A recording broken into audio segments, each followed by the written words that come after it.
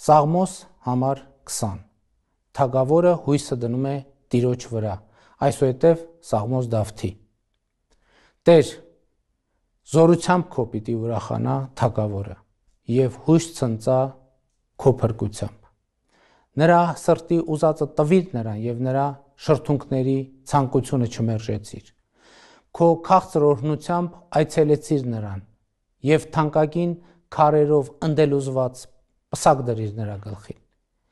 Կյանք խնդրեց քեզնից և նրան տվիր երկար օրեր հավիտյանս հավիտենից։ Մեծ է նրա փառքը քեզնից եղած փրկությամբ, փառք ու պարծանք կդնես նրա վրա։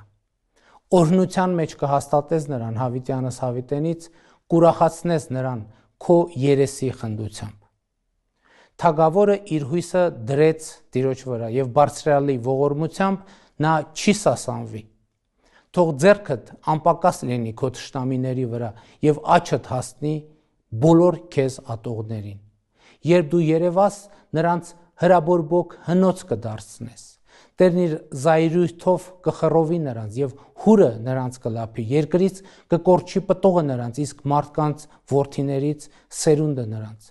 Չարամտությամբ խոտորվեցին քեզնից, դավեր նյութեցին, բայց չեն կարող իրագործել դրանք։ Դու նրանց հալածական կանես, նրանց երեսը կուղղես քո հավատարիմների կողմը։ Բարձր եղիր Տեր քո զորությամբ, օրհնենք և սաղմոս երգենք քո զորությանը։